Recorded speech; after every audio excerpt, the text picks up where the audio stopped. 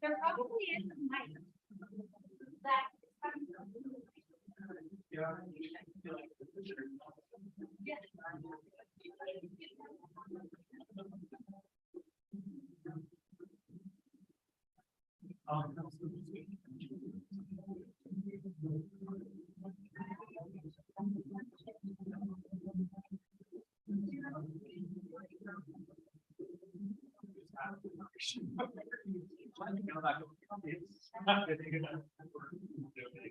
Yeah, okay, I'll keep that in mind. Yeah, and it's directed to me. Brandon, I'll mention him. Sorry, but. Okay.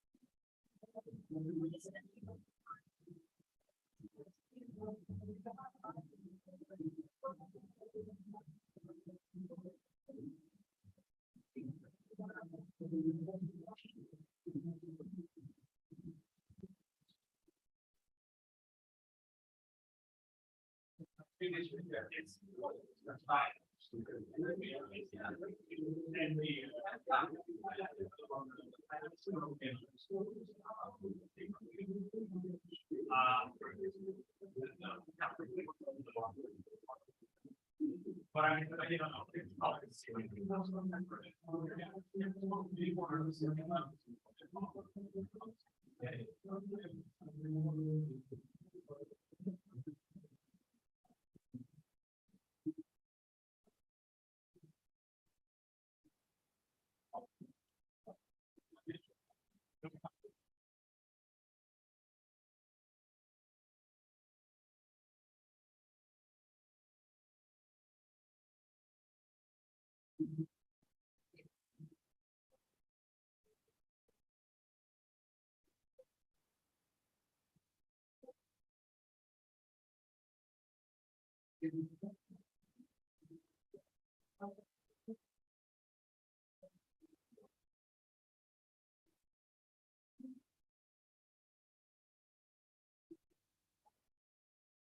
How you doing, brother?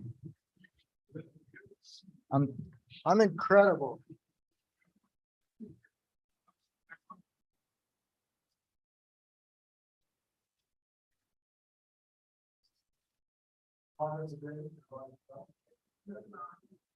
sure, yeah.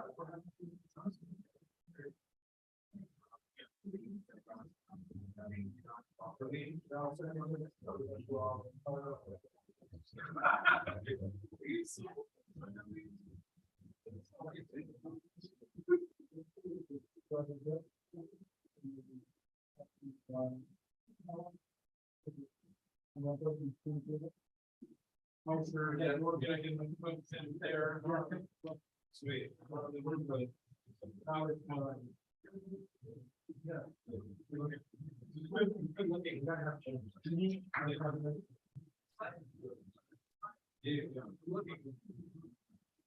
Was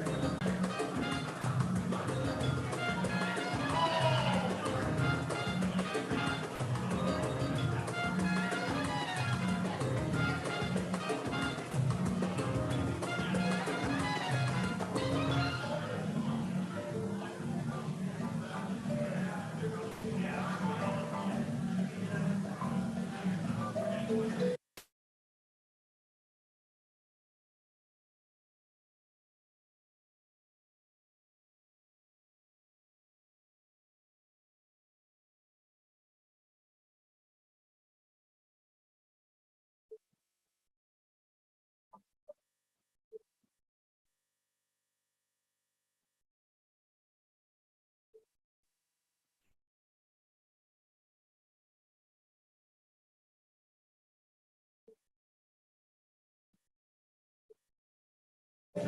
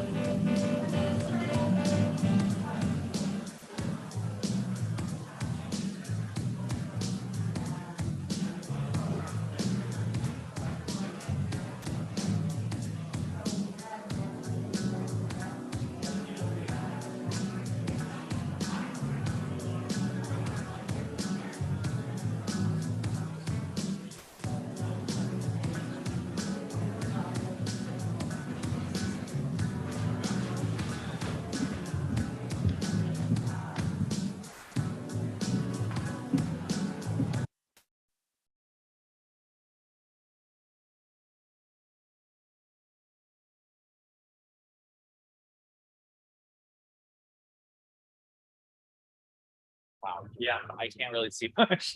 Wow.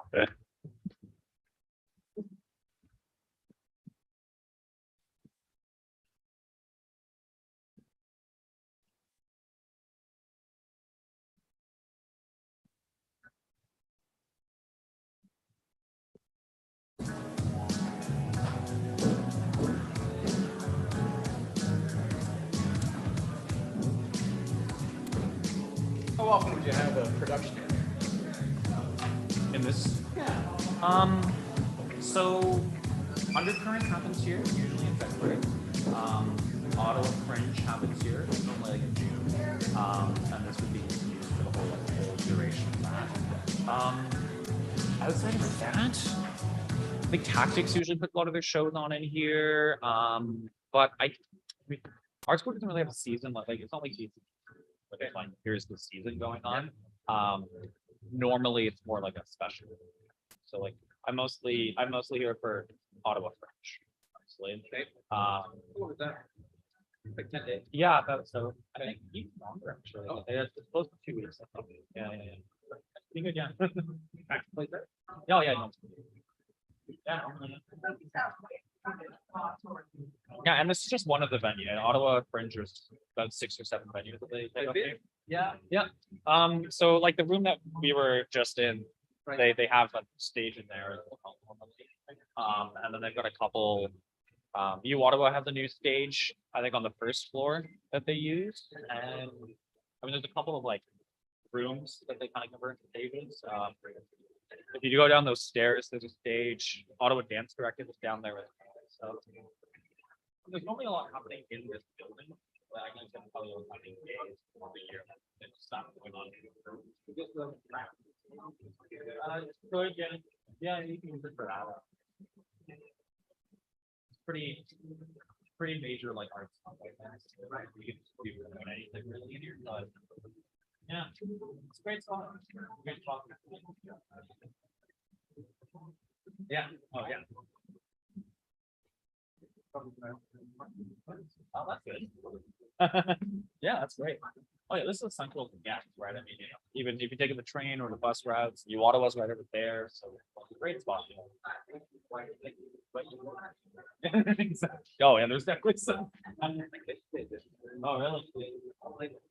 Oh, they did it. Oh, yeah. Crazy. Did they like it? Loved it. Oh, nice.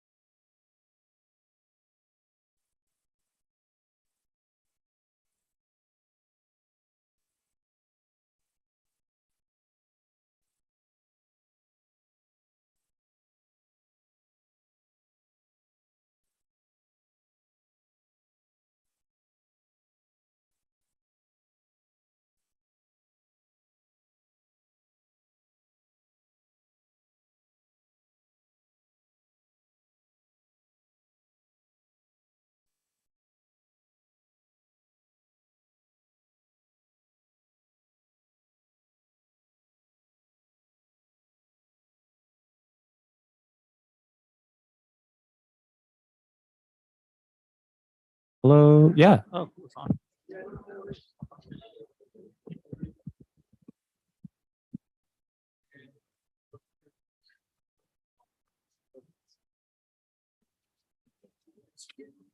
Candidates that talked about being patient confirmed.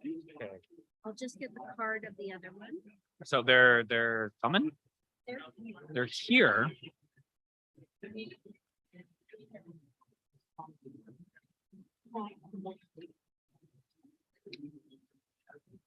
Oh, these are like ward candidates, and they're just like attending. Oh, city council. I have to use an email candidate. Yeah, My he looks like a city apologies. councilor. That's okay.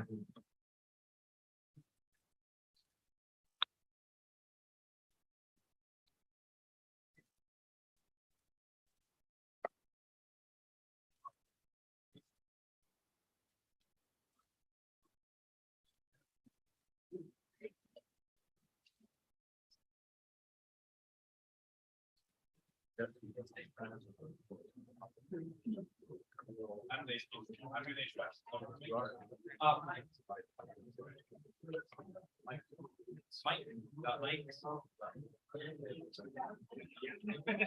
felt good about mice, but I felt good about them. I felt that.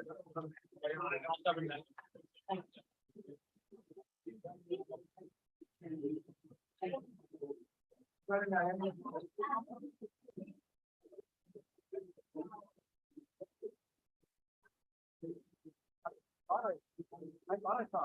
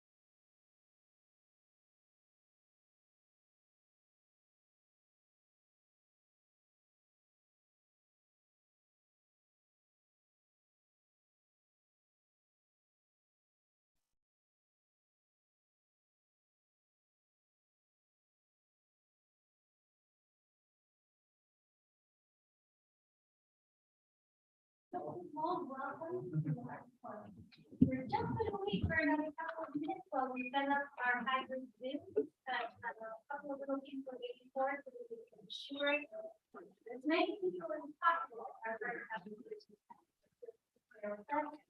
And in the meantime, questions of we want to ask you for the update. And we'll be starting. Thank you.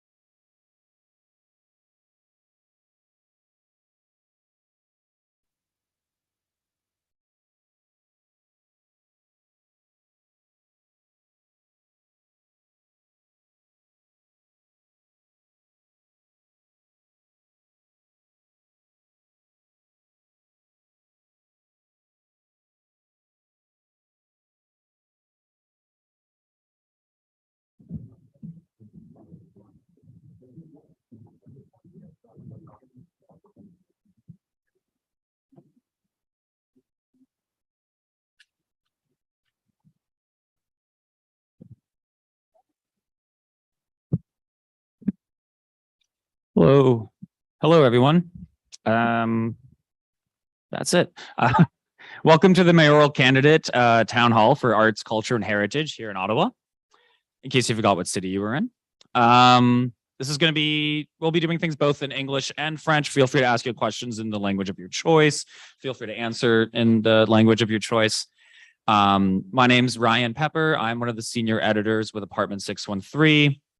And I just want to say, first of all, kind of a shout out to all the amazing folks, including everybody here who is always making arts and culture here happen in Ottawa. It takes every single one of you, the ones on Zoom, the ones here, the candidates. So this is it's an exciting event here.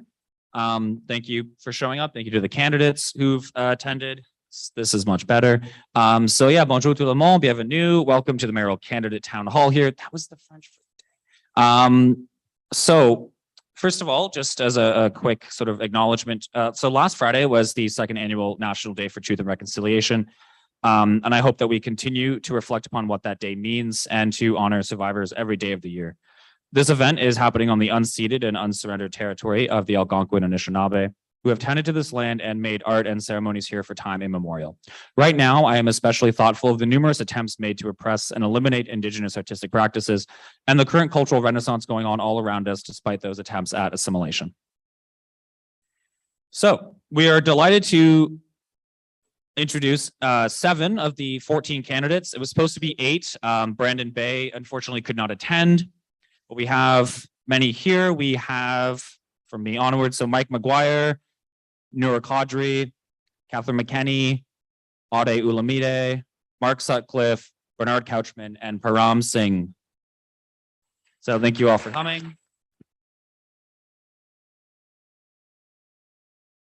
Also, just want to quickly shout out to the Ottawa Music Industry Coalition here for their DJing and hospitality in the other room that you all just came from. So thank you. And to Arts Network Ottawa and the Ottawa Arts Council, who put a lot of work into this. And by put a lot of work, I mean they did it. So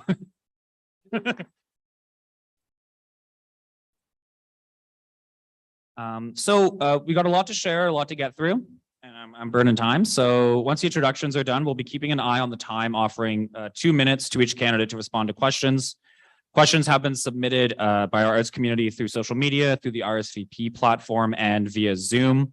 So for those joining us virtually on the Zoom platform, which I, for some reason, assume is up there, you're welcome to add your questions using the chat function, and online participants can upvote, downvote, based on those that resonate most with the community.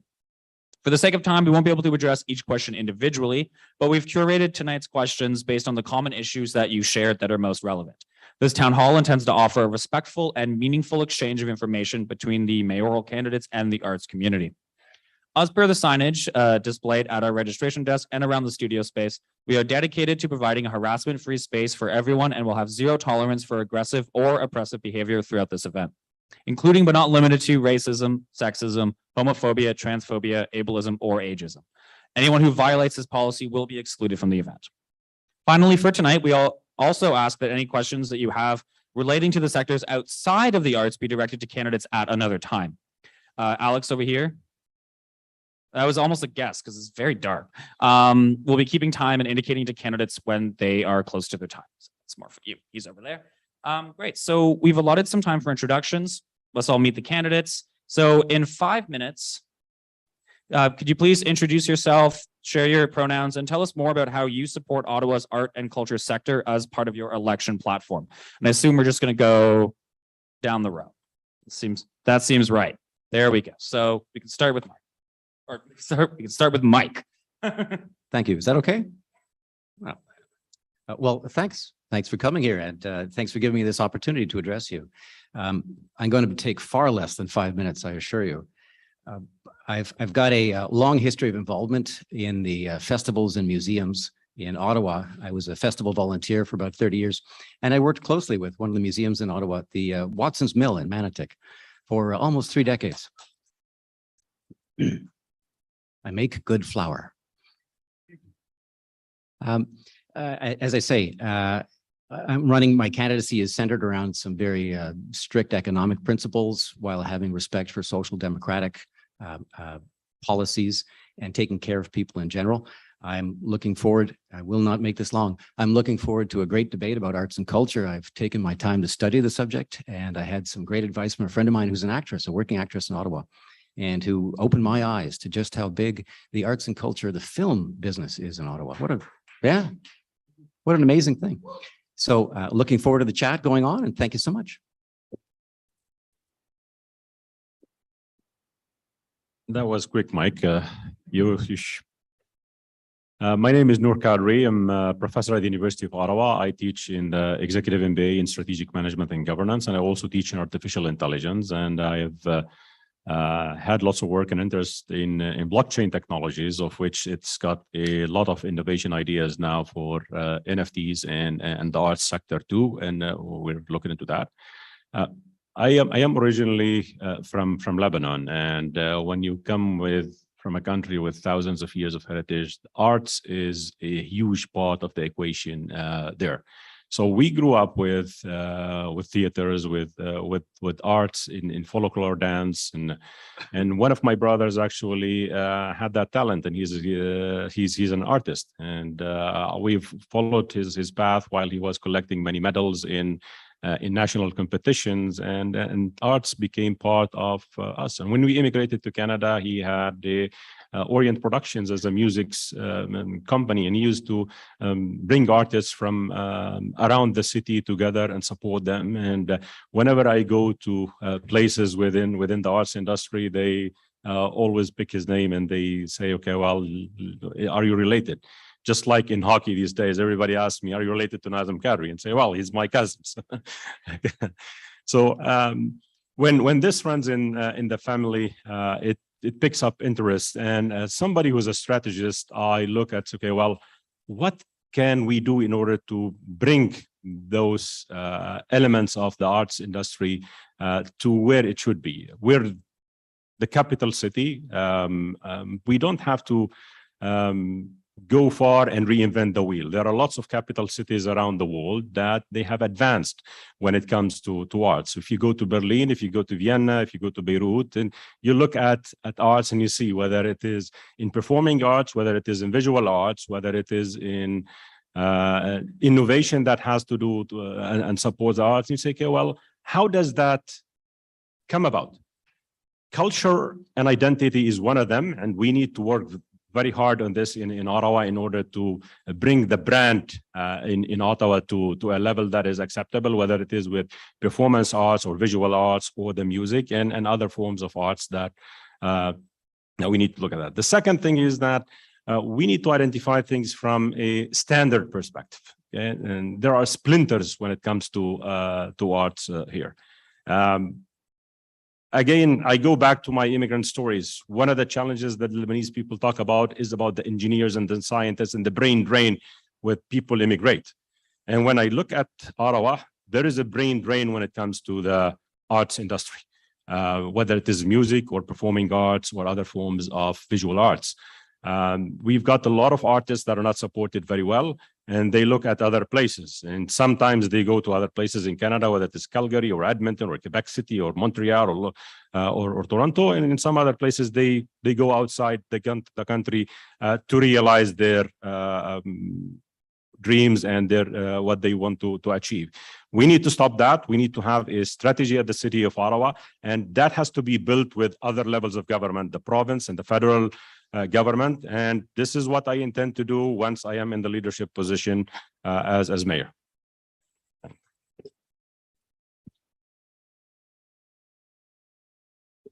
Thank you, everyone. My name is Catherine McKinney. I am trans, non-binary, and my pronouns are they, them. Running to be your mayor to make Ottawa the healthiest, greenest, and best connected city in the country. You know, I've worked at City Hall for many years. I actually sat on the committee that established this new arts court at one point. I've worked with different people, PAL, trying to, you know, integrate housing and support for artists who, you know, are aging, want to age in place. But we know that in this city, we have not supported the arts community in the way that you know, a vibrant city or a large, certainly a capital city should. We rely far too much on national programs, and we don't always recognize the absolute need to support local arts and heritage and culture. So I have a lot to say. I'll just start by saying, you know, first thing I will do as mayor is I will pull arts and culture heritage out of recreation cultural services at the city. You know, well, everyone here recognizes the unique impact and the contributions that arts and culture makes in our city. And to have it lumped together really has done a disservice, certainly over the last several years. So, you know, we'll look at developing a new arts and culture master plan, you know, but this one where the city and the community actually have joint ownership and where we actually go back and we measure the results of it and we stay on track. The arts community in this city, you know, I guess it's over 10 years ago now, came together uniquely in this city like no other sector and developed a master plan. We didn't fund it, which we tend not to do at the city. We put things on paper and we don't turn it into action all the time or the type of action that's needed. So, you know, that's what we'll do. We'll work together and build that together.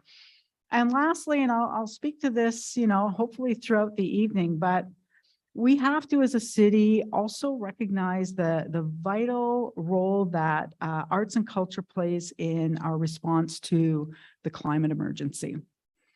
Because you are our resource for creative problem solving. The arts community is a vital partner in the call to action to solve the problems of our climate emergency.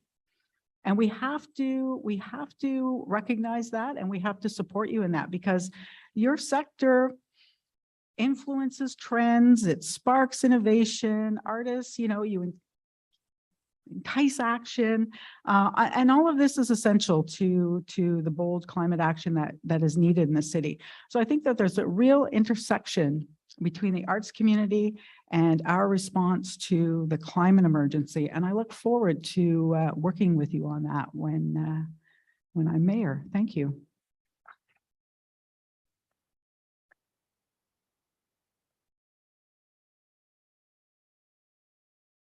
Hello, everyone. I was thinking, I heard a phone go off and it's not my phone, but I just remember that I hadn't switched it off. You know what? Actually, I got the earphones in, so it wouldn't ring. So I apologize for that delay in the introduction. That's your phone. But my name is Ade Olumide, as the organizer, as the moderator said. If you saw me taking notes when Catherine was speaking, that's because I wanted to steal some of her ideas. Sorry, their ideas. But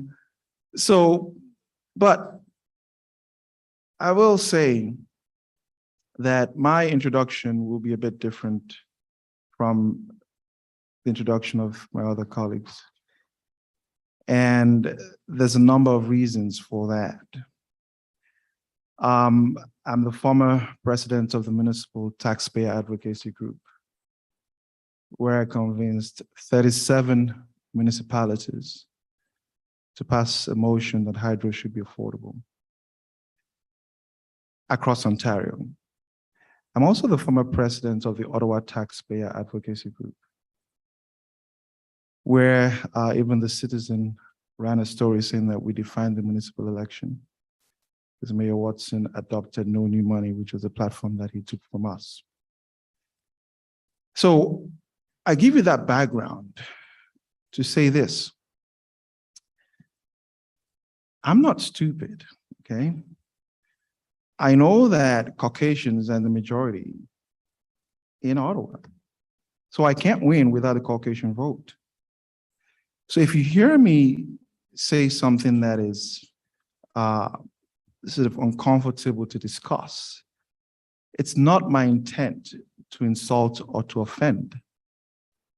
But I have studied history, and I have noticed that the people who make change, the people who make community better, are those who continue speaking the truth, regardless of circumstances. And we learn that through residential schools. Some of what we're learning today, some people have been saying it for quite a while. Some of them lived to see the change, some of them didn't. But it was still the right thing to do at the time, to continue speaking. And I will say that one of my heroes is William Wilberforce, because he had everything. He was a member of parliament. He could have just played along, but he stood up for what he believed, even if it cost him probably the majority of his career. But in his lifetime, he saw slave trade come to an end. Yes, that's a good thing, everybody. So you're probably wondering why I'm so cheesed off. I don't understand why, as a mayoral candidate, I've never been interviewed by the media. I'm being honest. I know you'd well, sorry, no, not you would, but it's not a comfortable conversation. Okay, but I'm being honest with you. Let's have it, let's have it.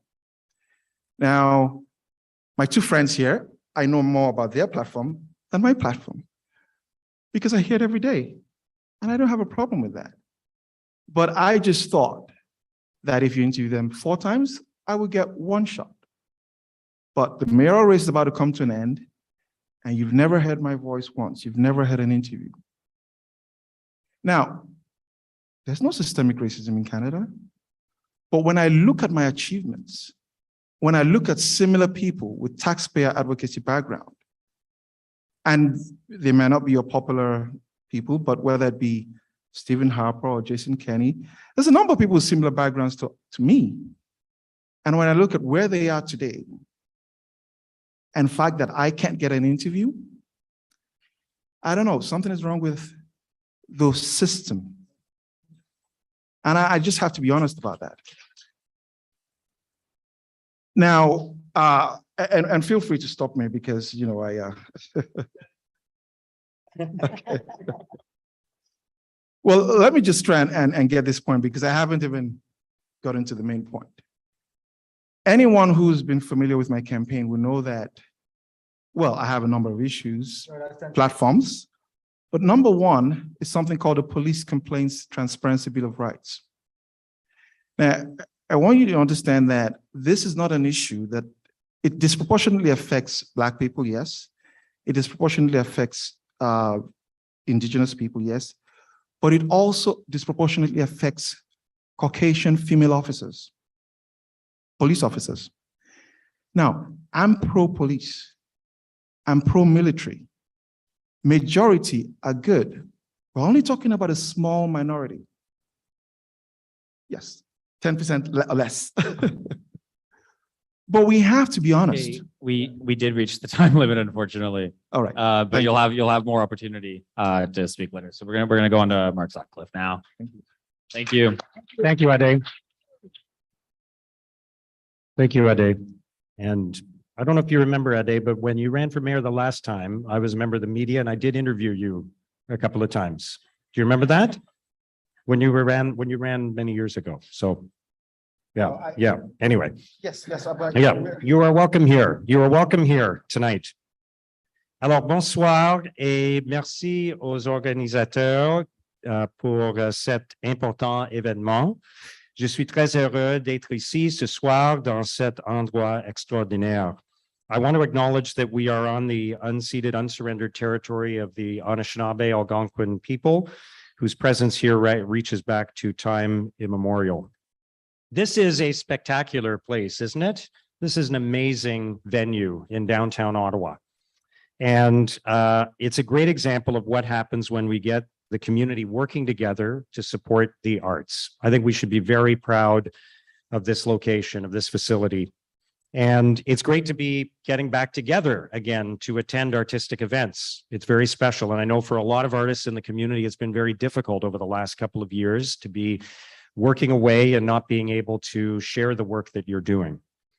I have firsthand experience of another example of this. I was the chair of the board of the Great Canadian Theatre Company when we moved into the current location at the corner of Holland and Wellington.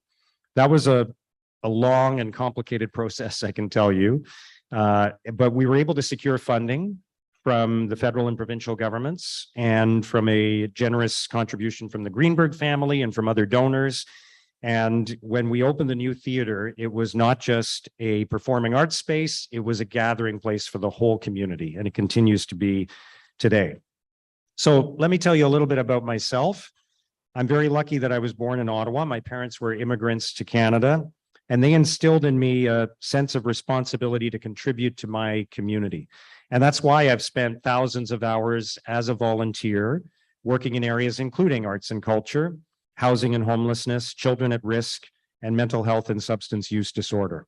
And in addition to being the chair of the GCTC, I've also been the chair of the board of United Way Ottawa, Run Ottawa, the Board of Trade, and many other organizations. And I care very deeply about the future of our city and what's ahead for our children and grandchildren. Et aussi, je suis fier d'être un candidat bilingue qui peut parler aux résidents et qui veut parler aux résidents francophones et anglophones dans leur langue maternelle. Now, some people view arts and culture as an extra nice to have, but I believe, as I know all of you do as well, that a vibrant arts and culture community is central to the quality of life of Ottawa residents and the economic future of our city. And that's why I've always been a supporter of the arts as both a donor and a volunteer. Certaines personnes considèrent que les arts et la culture sont un extra, quelque chose de bon à voir. Mais je crois, comme vous, qu'une communauté artistique et culturelle dynamique est essentielle à la qualité de vie des résidents d'Ottawa et à l'avenir économique de notre ville. C'est pourquoi j'ai toujours soutenu les arts en tant que donateur et bénévole. Arts and culture are an economic driver in our city. They bring tourists to our city. They make Ottawa a great place to live, which attracts the talent that we need as our economy grows. And in a time of virtual work, it's extremely important that we continue to attract the best and brightest people to our city. Arts and culture are also important for education and for the development of our children. For the past 2 years, I've been very proud to be the board chair of a wonderful little organization called Orchidra, which empowers children from underserved communities by teaching life skills such as teamwork, commitment, and respect through the power of music. The results of that program have been extraordinary. So to me, a vibrant arts and culture scene is key to strengthening our local economy, building relationships between diverse communities, and making Ottawa an even better place to work, play, and raise our children. Une scène artistique et culturelle dynamique est essentielle au renforcement de notre économie locale, à l'établissement de relations entre diverses communautés et à la création d'un endroit encore meilleur pour travailler, se divertir et élever nos enfants et petits-enfants. Merci. Thank you.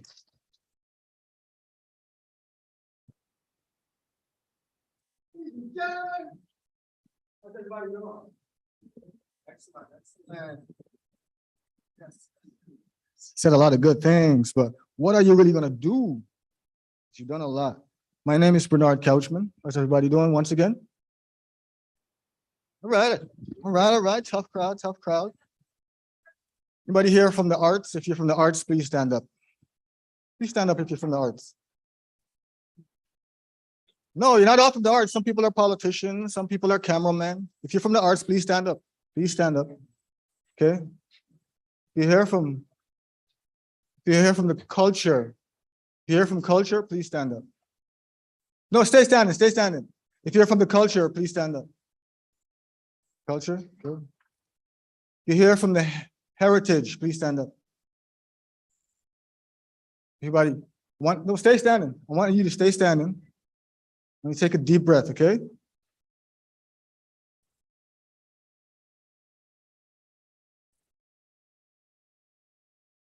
Okay, you guys can sit down.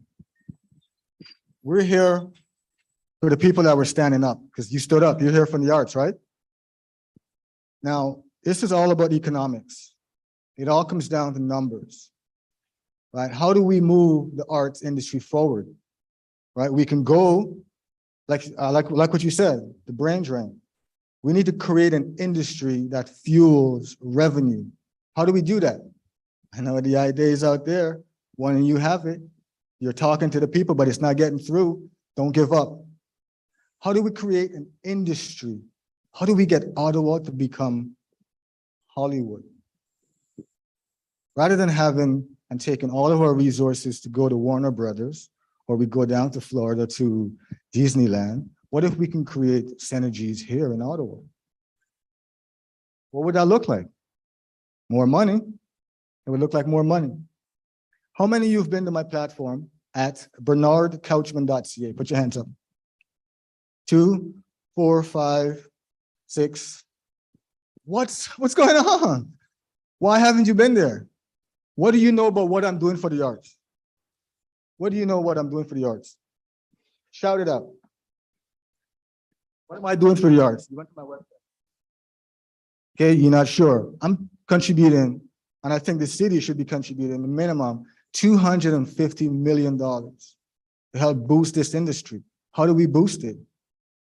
How do we boost this industry? I know the idea is out there. You're listening to me. You have the idea, you have the plan, but it's not getting through. They are right. City says a lot of things on paper, but they do nothing. They say a lot of things on paper. They are right. I got it right. They are right. He's right. You got a little bit of right. We didn't get to your point. You do a lot of good job, and I'm waiting for him. It's been a cop. I got to run when he talks. He's a police officer. I'm glad you're beside me, though. So once again, what's my name? What am I going to do for the arts? It's simple, $250 million, right? Think about it. It comes down to money. Where's that money coming from? It's got to come from somewhere. Some people in the country, they don't care about the arts. All they care about their cows. But what if we had some relationships and show them how the cow can become famous? What if we can show them little stories on the farm can be great inspiration for kids in the city, the urban areas, right? We can't forget the outer parts, the rural of Ottawa. Those can be great places for production, studio productions. We got to put the money where our mouth is. They say it. The city does a lot, but it doesn't put the money there. So are we going to rely on them, or are we going to rely on the future, us? Where's this money coming from? Somebody has to pay for it. How am I doing for the town, sir? I love it. The money's got to come from somewhere. Apple's going to pay for it. Amazon's going to pay for it. Because they're going to come here. They're going to invest. They see there's a future, there's a vision. But not only that, we got to think culture, right? We got to start tearing down the walls and include everybody, including them. Even though they're a small population, we can't market the world to just a small population of them. We got to market the population to everybody. The righteous will come to a righteous city. Them will come to a righteous city. The righteous will not come to a city of just one small population. You understand what I'm saying? We have to include everybody. Thank you for the time.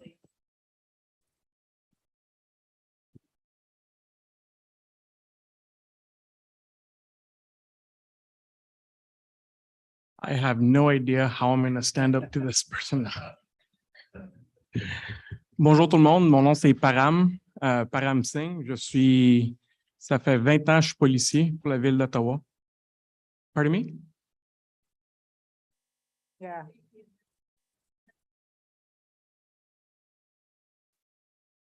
I agree. Yes.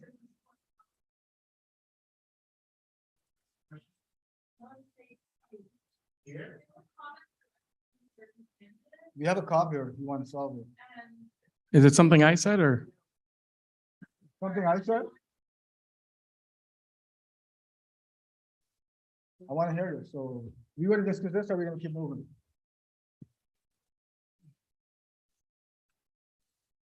Okay, if everybody wants to. Let's do it. Talk to me. Come here, please. Bernard, no, sit down, please. Sit down. that it's been made uncomfortable and unsafe for one of the candidates. Well, wait, let's talk to the candidate. Respect. Oh, it's not the candidate. Oh, so it's not the candidate. You mentioned the candidate. Okay, so which one is it? Where are we going with this? Can I have to resolve? We're talking about mental illness, right? Let's move. We're talking about. No, mental we're illness. not. No, what are we talking about? I'm trying to. I think I'm just gonna leave. You and I? So what's going on here? Talk to me here. Yeah, we'll discuss this outside. Yeah, so this is new policy that we. No? Current policy. Yeah, you're welcome. I love you. All I have for you. All I have is love. Remember that. Okay? We need to keep the.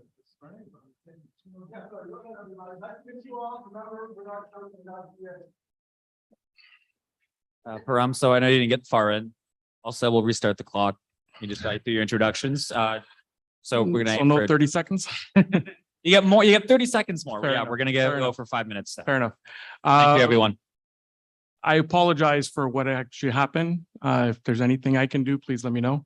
Mon nom, c'est Param Singh. Je suis policier depuis 20 ans. Je suis en arrêt de travail sans solde parce que je crois dans un avenir meilleur pour la ville d'Ottawa. I'm a husband. I have 2 young children, a 6-year-old who thinks he's 16 and a 9-year-old who thinks she owns the house. So really interesting. I'm also a police officer that lives with PTSD. And since 2014, music helped me get through that. And if it wasn't for music, I don't know where I would be today. So I want to thank you for the arts. Thank you. I think arts is very important. And I think the city can do better when it comes to promoting the arts, implementing it in its infrastructure, and promoting it not only across the city, but on the global stage. We have to support not only the local artists, but everyone that comes through the city as well. And I think by creating a dialogue and seeing and understanding each other as to where these artists wants to go, where the arts wants to go, is going to be a good step forward in making Ottawa a better place. Arts hits everyone on an emotional level. And I think that's very important because that's what brings everyone together as well. It's the diversity that drives us, and it's a diversity that's going to make us more prosperous as well. And thank you.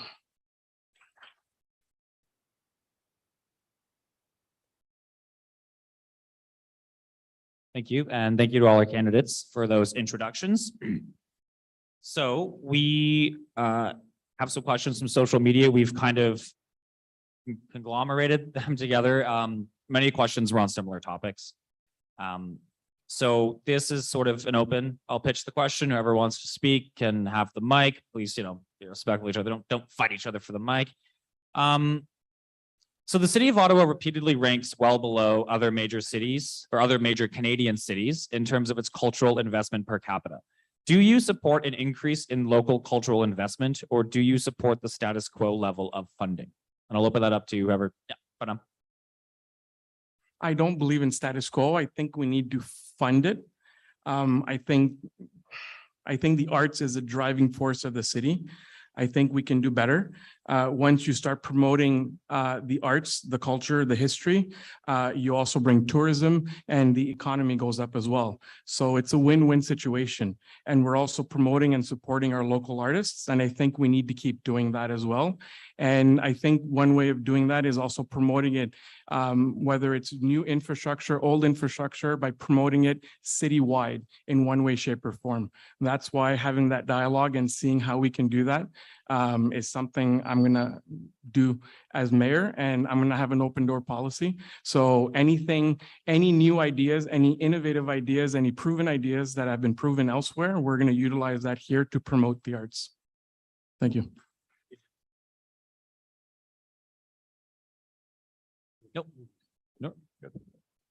Well, one of the biggest drawbacks that we have in Ottawa is the lack of the music industry infrastructure, and we need to do something about it. I mean, it was good news when Many years ago, they had the Ben Franklin Place and then later the Shankman Center. But if you want to think about and keep talking about 15-minute neighborhoods, there are lots of other areas in the city that they would want to have more infrastructure in order to support the various arts industries, including music and theaters and so on.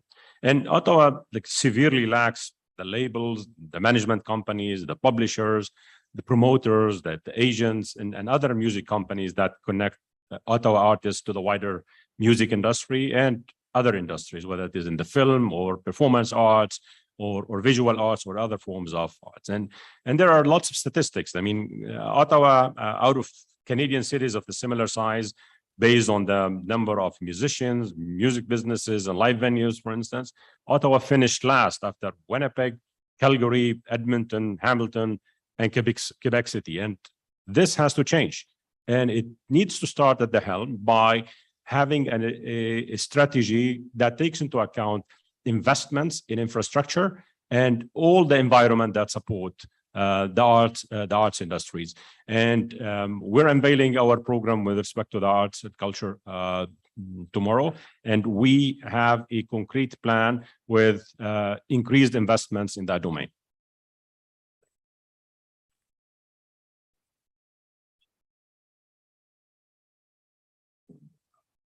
Mike. Yeah, I think, Catherine, you can go Okay. first. Sorry, What I said. didn't hear. Sorry, No, that's okay. I thought I projected. Yes, absolutely. We do need to increase our local investment. As I said earlier, the city does have tends to count on our national organizations, and that just doesn't support our local artists, our local musicians. We need to ensure that as we build an arts and culture plan, that we not only have the plan in place again, but the last plan at the very last minute, we'll all remember, sitting around that table, we made it contingent on budget each year. And what happened was we just never found the budget. It's the easiest thing to let go. It's the easiest thing sometimes for a city to say, you know what, we need to invest here and we're not going to invest in arts and culture. So we need a plan.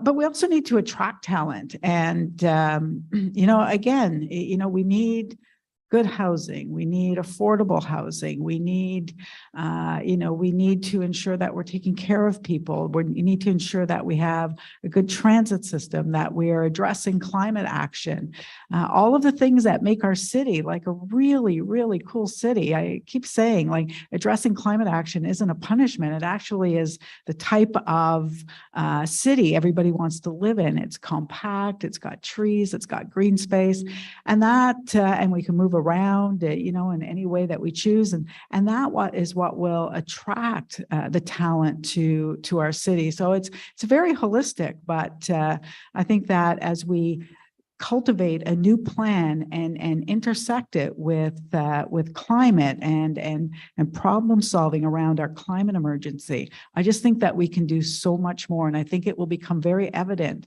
exactly what the arts community means to a very vibrant and healthy city going forward. And we will continue to invest in you as a result, because people will see the value in that. Thank you. Thank you. Ottawa. That is hands. Yes, thank you. Don't worry about the cliffhanger in my opening statement. I'll finish it with the closing statement. And the quick answer is yes, I do support higher funding. As a former board member of Arts Ottawa East, I've heard time and time again about how we don't do enough for the arts community in comparison to what we do for the sports community. So I definitely am with you on that. I know that Catherine mentioned that there had been issues about how to pay for and why sometimes funding gets cut. I don't have time to address that now, but I'm sure it will come up in one of the questions. I do have a plan on how to pay for increases. And lastly, I'll just say that, yes, Mark has interviewed me a number of times. So I know some of you saw my hesitation, but it was just, anyways. I'm long-winded. He's interviewed me a number of times. And also, I will say, Ottawa Business Journal has been very good to me. So I would say, thank you, Mark. Thank you. Yeah, Mark, you had some points to make? Yeah, Yeah, of course, can I go go ahead. next? Okay, great.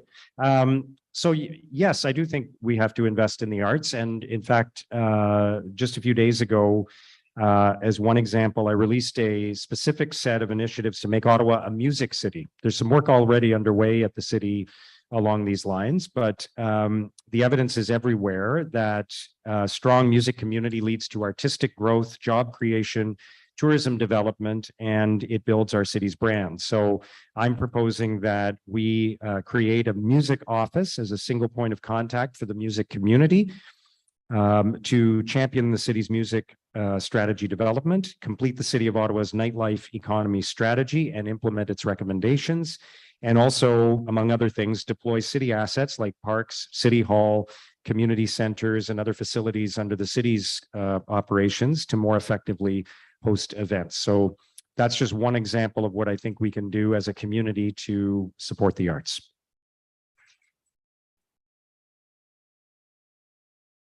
Hello.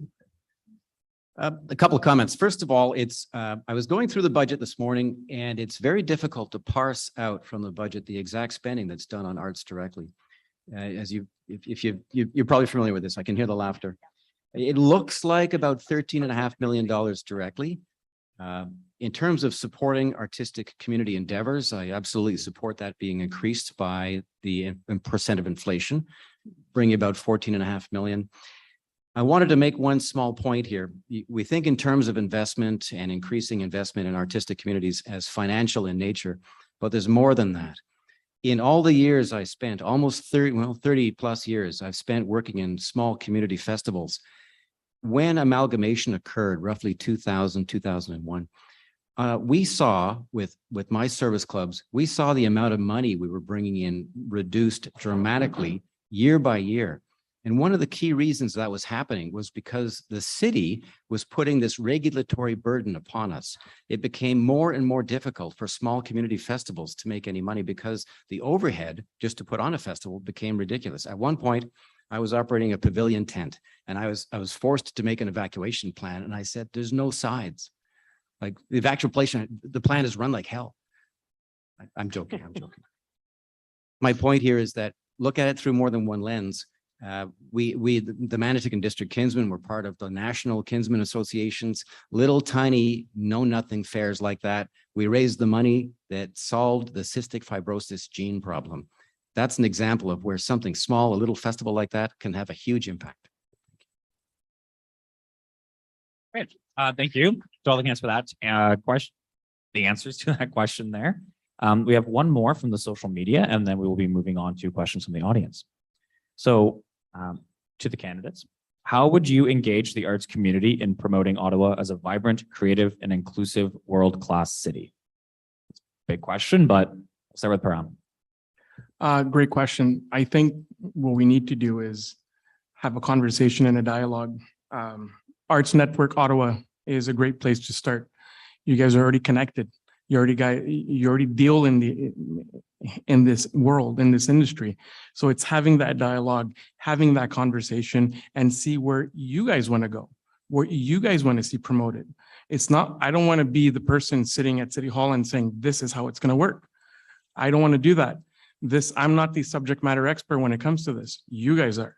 So I want to make sure that any endeavors the city partakes is in cooperation and in conjunction with the arts industry, having that conversation, seeing where everyone wants to go, seeing where we need to go and how we're going to do it. So we're going to be able to put ourselves on a global scale so we can attract new attractions, we can attract the tourists, we can attract new people coming into Ottawa, and it can drive that economy as well. And then we can continue investing that money back into the arts industry.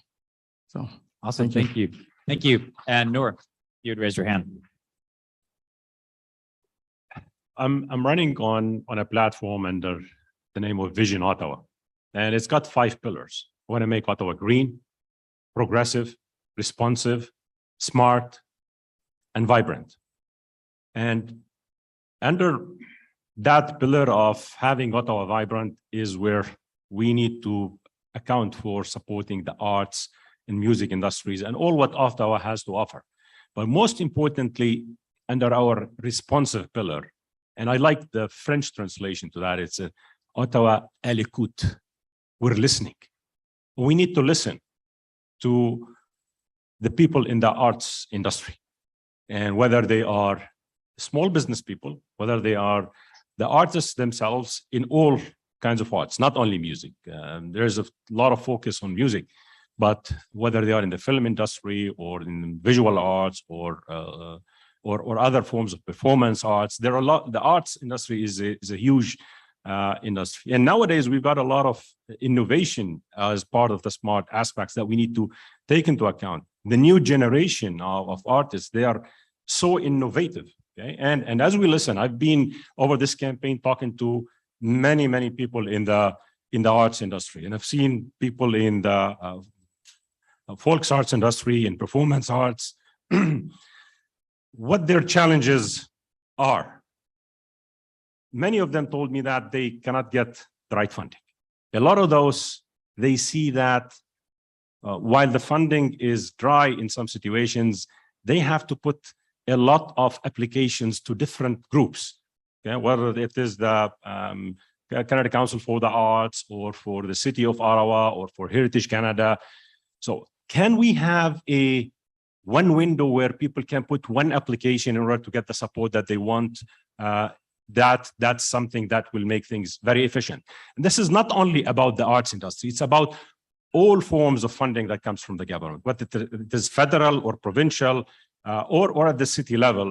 We always have this integration problem, and it needs best practices that are out there now to help us go through one lens and one window in order to do this. And while we are listening, we should never forget that the arts industry is coming from all walks of society.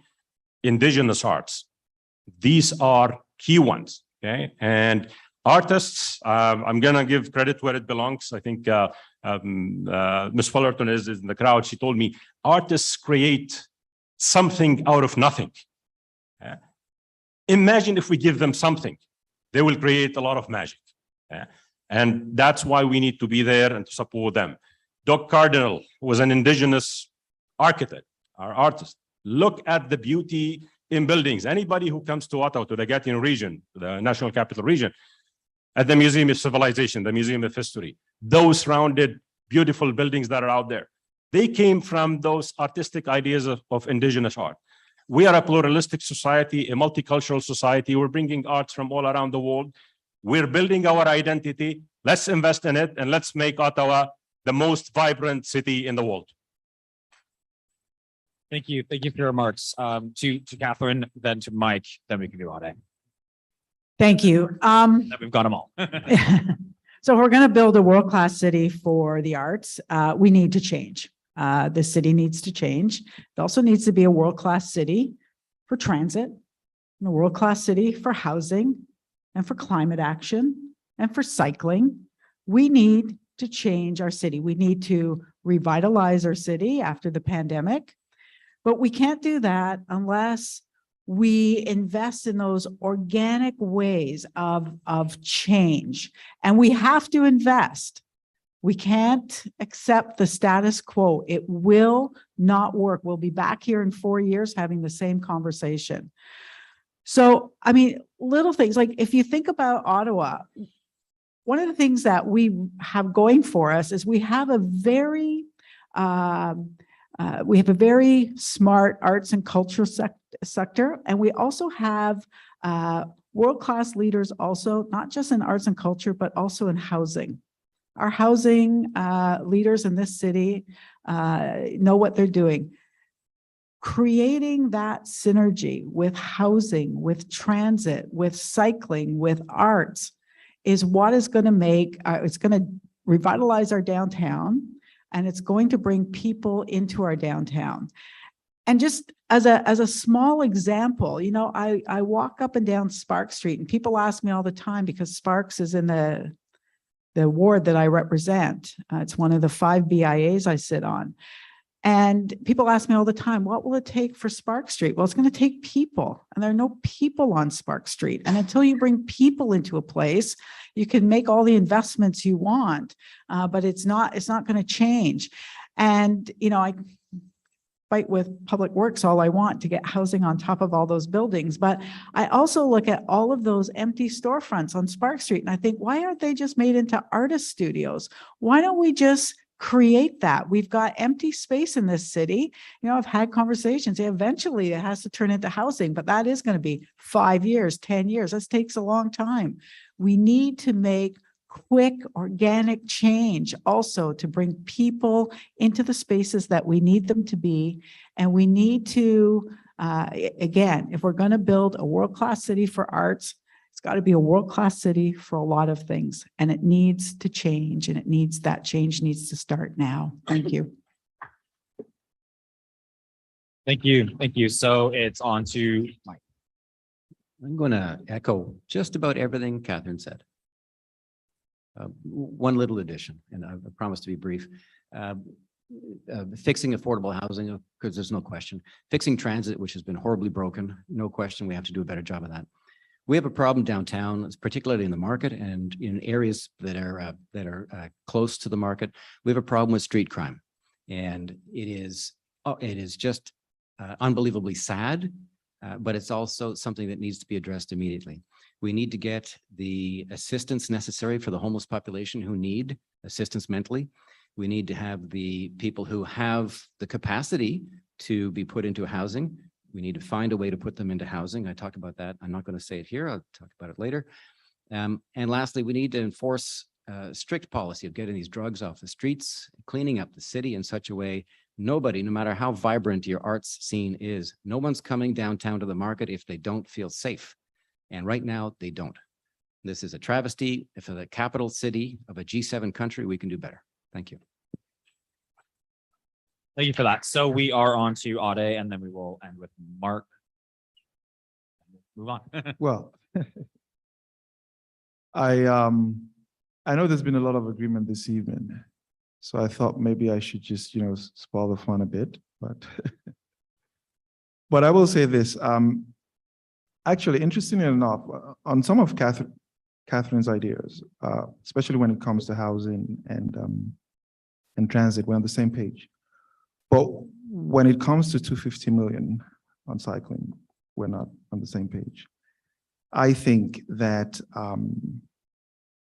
that's a 1,250% increase of the current budget, and we can't afford it.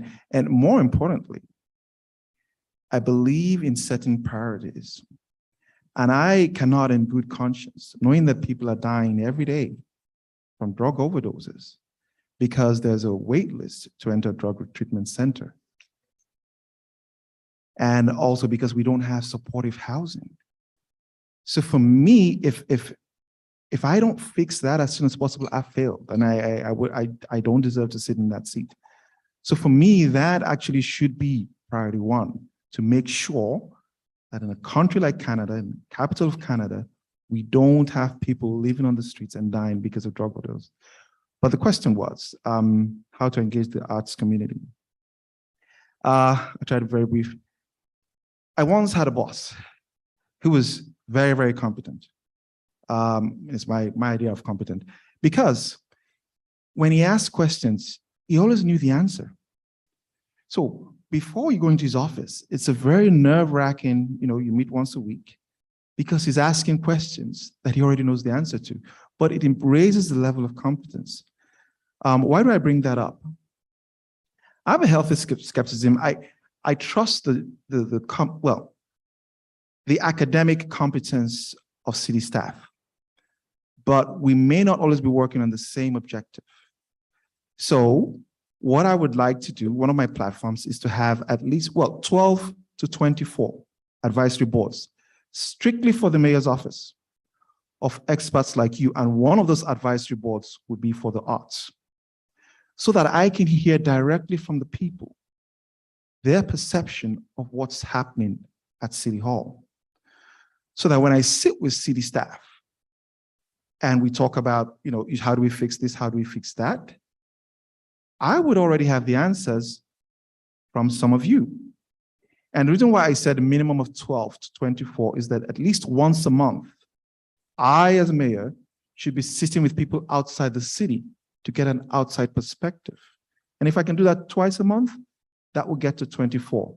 So I expect a number of you to be on the mayor's advisory board on arts.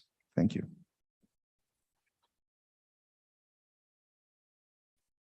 So I think we have a huge opportunity as a community right now. The future of downtown Ottawa clearly is a bit of a question right now, but it's also an opportunity. So we know that in all likelihood, there will be fewer people moving downtown in the near future, working downtown in the near future. So there's an opportunity to have more people living downtown.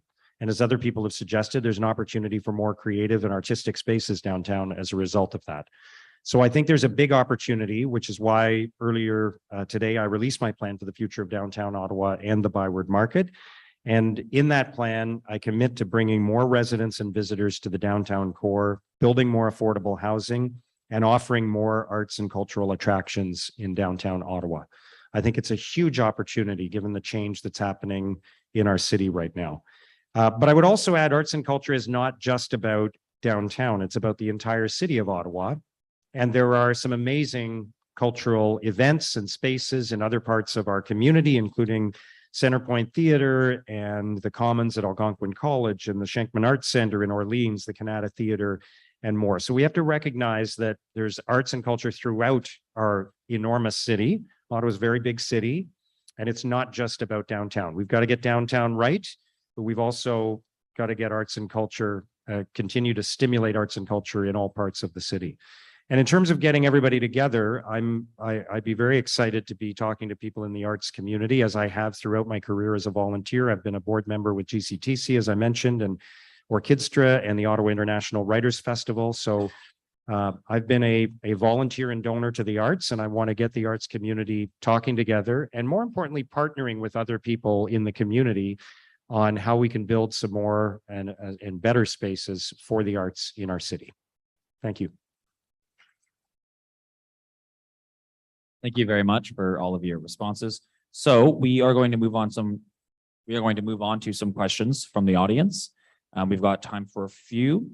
I'm going to say, if you want the mic or something, I could come around with it. You can project maybe as well. I also want to say that I just want to remind everyone that please ensure that your questions align with our safe space policy. And in the interest of time, to be clear and brief and get to the question. So yeah, I can't see all that well, but we got are you second, first or second? Second, we'll go to you.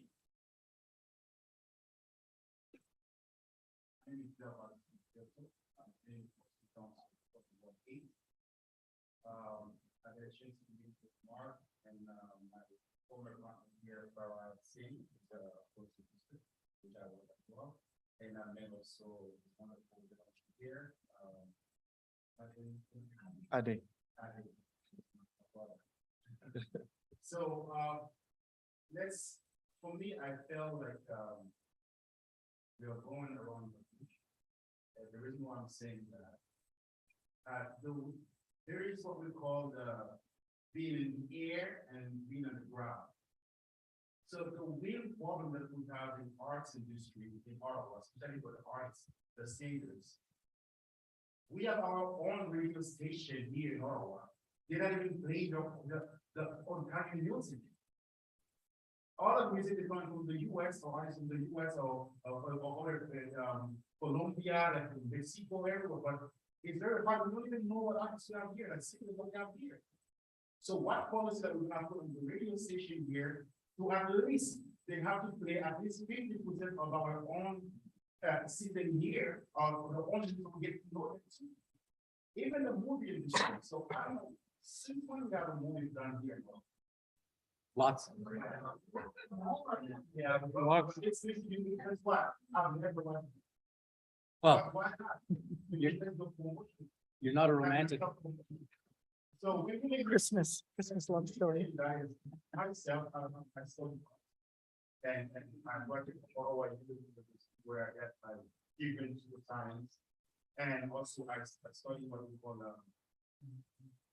avant pour personne dit président de Ottawa pour travailler en public, comment faire une système, des choses comme ça.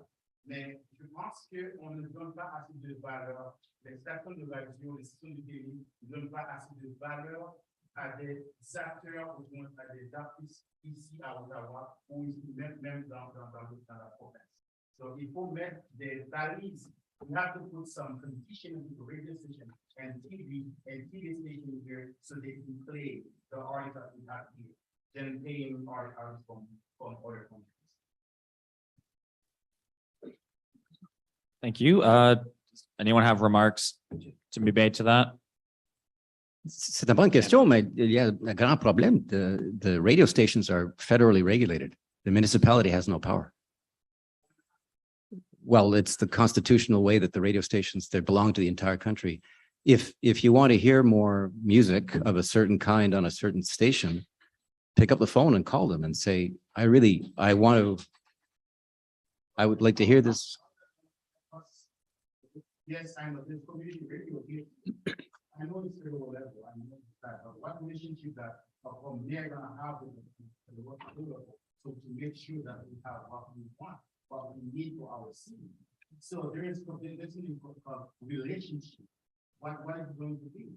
Because when I didn't really ask a question, I just bring something into your intention so you know the real issue, the real problem, where it's coming from.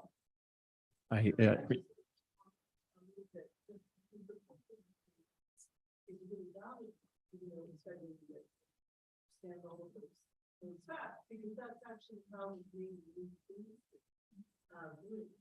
was because they were forced to actually play music. CanCon. That's how exactly that's Yeah. how we really ended up into the place that it is today. Mhm. To market out what to name it. So it's a viable thing. It's probably not as complicated one to think of, but I think it's a progressive and a positive with that. I just wanted to mention the model is out there and the model is good. Yeah, promise of I'll- course.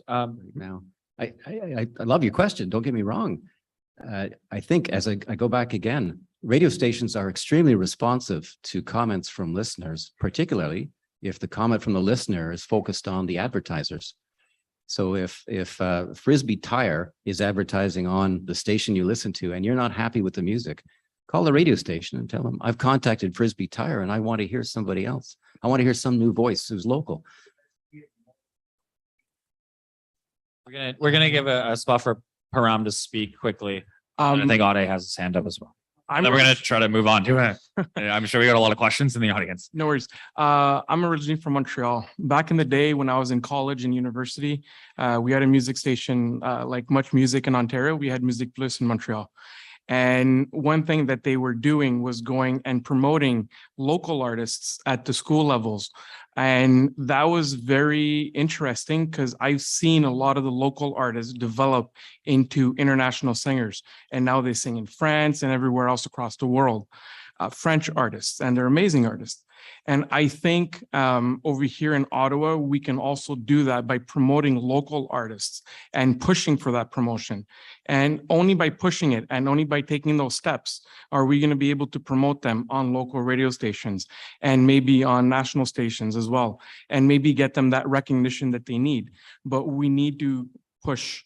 And if the city can do something, then we will do it. But if the city is stifled by CRTC or anything else, then we will have to come up with outside the box ideas and solutions in order to make sure that our local artists don't starve and are recognized in the international stage, or at least on the national stage.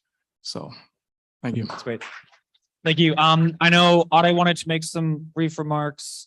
Mark, Nora, yeah, everybody, you know what, you can all make some brief remarks, but try to keep them a little short, please. Yeah, no, I agree with what everyone has said. What I would like to see is that I know that CBC has some mandate as to Canadian content. Whether that applies to other broadcasters, I don't think so. But, and I also do know that we can't, as a city or anyone, sort of mandate what they play or what they don't play. But what I will do as mayor, if elected, is bring the people together. So bring the local media and bring the artists. And let's have a chat to see how they can voluntarily showcase more artists. For example, maybe the local media will be willing to put together once a year a concert just to showcase local artists. And through those relationships, they start playing more local artists. So I think we're gonna need some soft power here, but I don't think we'll be able to mandate, but your point is very well taken and I've noted it. Thank you. So I actually worked in radio for many years. And I'll just mention that I started my career when I was a teenager volunteering at CKCU, which is the Carleton University radio station. Terrific community radio station, which does great work in our city, showcasing local events and local artists and local music. And there's some fantastic programming on that radio station, even today. Just some great diversity and some multicultural programming and a lot that supports the local communities. So I think we all have to pay attention to that and support CKCU. I think around this time every year they do their funding drive. So I usually make a contribution and I hope other people do because it's important to support community radio. There's also CHUO at Ottawa U and CKDJ at Carleton, at Algonquin, excuse me. The other thing that I would say is I think the city can do more in ways that don't actually cost anything to support local artists. I remember a few years ago, there used to be, you'd get on the bus. I take public transit and you'd get on the bus and there'd be a poem in one of the spots where there's normally advertising. There'd be a poem from a local poet. So I think the city can do more creative things like that to support local artists. We'll give you the final remarks, then we'll move on to some stuff. But this is obviously a very good discussion, and I think it'll be one that would be fruitful to continue afterwards as well. But no, you can say something. That's good. I want to echo the same notes about CKCU. In 1999, I used to drive or I ride the bike from Saint Laurent to Carleton University to give a show every Sunday at CKCU. And again, it's the music and it's the vibrancy that is in the city that are there. I did that for almost 9 months, and it was a beautiful experience. I've been talking to a lot of artists along the way, and I feel their pain. You know, one of the people that I've spoke to is Carl, who has started very small with the Latin Sparks Festival, and the year before the pandemic, they had 5,000 people attending them. And during the pandemic, a lot of the people in the arts industry, they were like going through a lot of pains. What he told me is done, he was inventive in this, is that he created a school that was online for teaching music. And he was bringing musicians from inside the city to help others who would want to learn music and go through their instruments. And the musicians and the artists, they are very innovative. As I said, they create something from nothing before, as Ms. Fullerton said. And we need to keep this going forward. Unfortunately, a lot of the projects don't continue through. In 2003, I managed a government online project at Heritage Canada, and it was called culture.ca.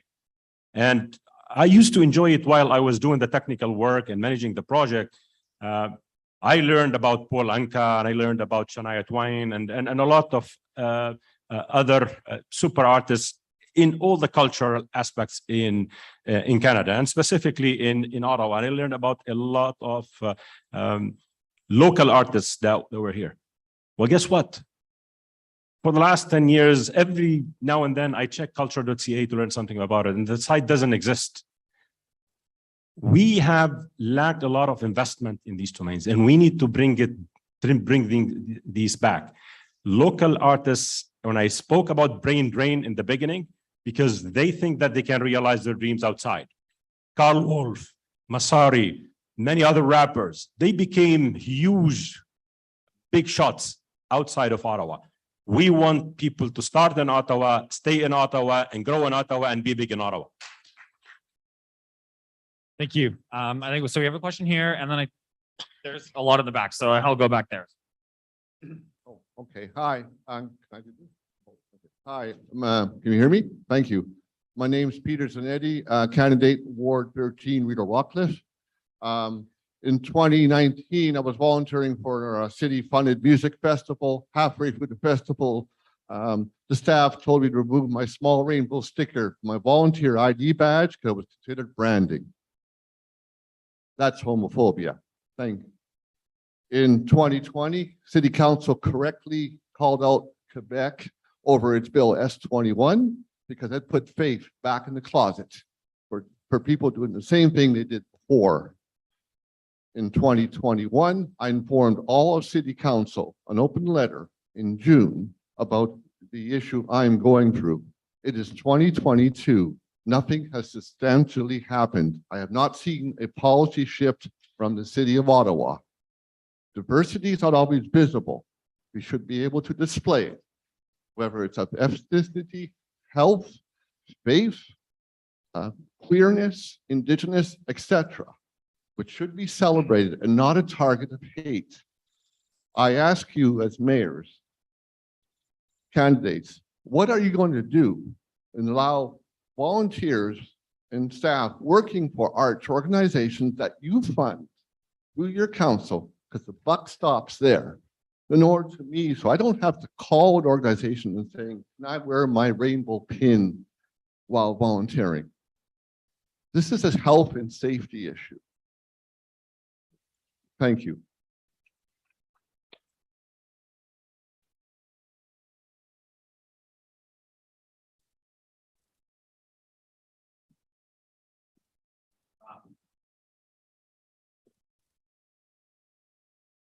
I think when it comes to one's identity, it's really important. I have no issues with how people identify themselves. And if they want to put a pin or anything that identifies them, I'm all for it. All I ask it is that everyone respect one another and treat one another with respect and kindness. And for me, it's always been that, and it will always be like that. And I think I can talk for everyone on the stage. Everyone's going to agree with that. Respect goes a long way. And if you want to put a pin, you want to identify yourself with anything, I'll go for it. For me, it's respect. So thank you.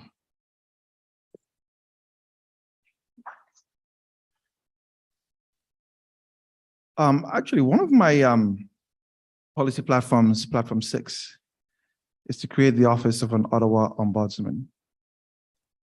There are lots of issues, for example, like what you mentioned, and a number of other issues that come to my attention over the years. And Toronto has an ombudsman. We don't.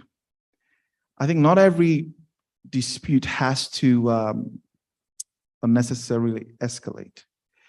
When organizations are getting funding from the city, we have a responsibility.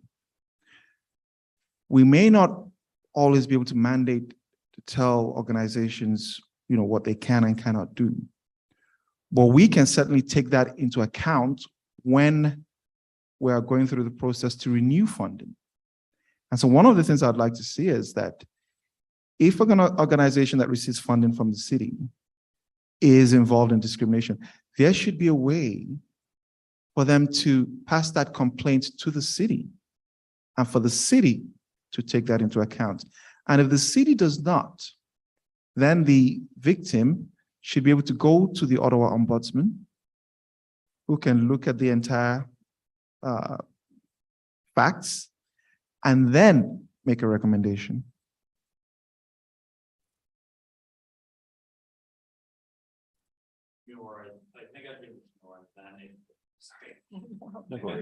No rush. Okay, thank you. Thanks for that, Peter. Yeah, that I remember when that happened. And I think back to we do live in a pretty cool city. Overall, I grew up in a place that wasn't quite as safe as Ottawa, to be queer.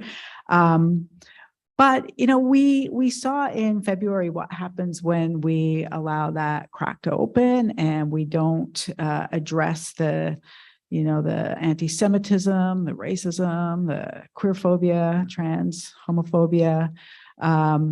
And I can tell you that even when it was over and, you know, everybody took their eyes off of what had happened in that convoy, agencies I spoke to, you know, told me that there was a huge uptick in the racism that they were experiencing in their organizations, housing organizations, health organizations, anti-Semitism. People just were emboldened and felt allowed to say things that, you know, previously they wouldn't, but they felt that there was space now for that. So, you know, it's, we have to address it when it happens. We have to ensure that, you know, we are creating safe space, but also speaking up when it happens to someone else and not always expecting the person that it's happening to take on that responsibility. So thank you. Thanks for raising it. This is a very good question, actually, because everybody deserves respect. 20 plus years ago, when we started to talk and see about aspects of racism, people started to talk about tolerance.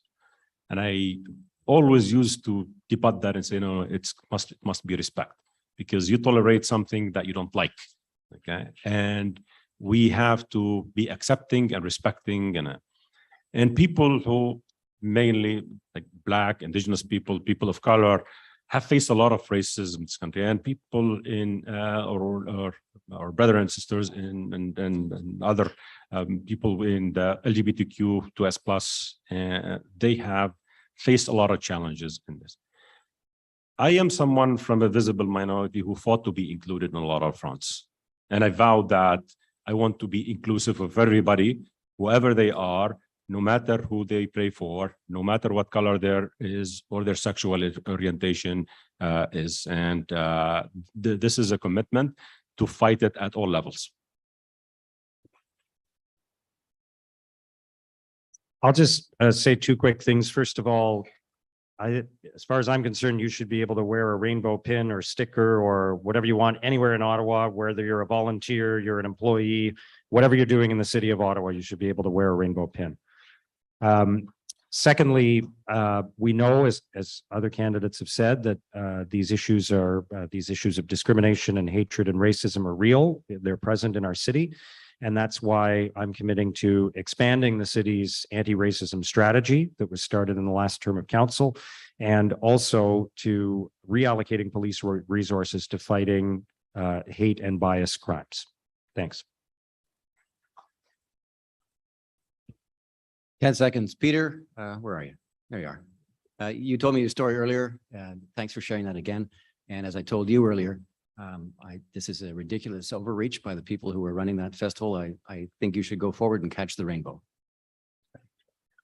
Thank you very much. So I think there was some in the back, and then here and here, and I feel like that's gonna put us up there. And then we've still got people on Zoom as well that we can't forget about. So we had 1, 2, who's back here? It's very bright up there and I cannot see. It's Hi, this is a pretty short question. As we all know in this space, the arts really is about feeling. It's about inviting us to connect with what we feel. So if you had the chance to describe Ottawa using one emotion, what would you say is the feeling of Ottawa? the feeling of Ottawa.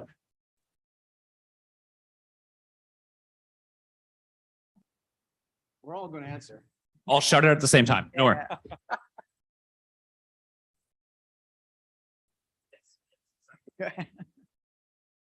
Ottawa is beautiful and attractive.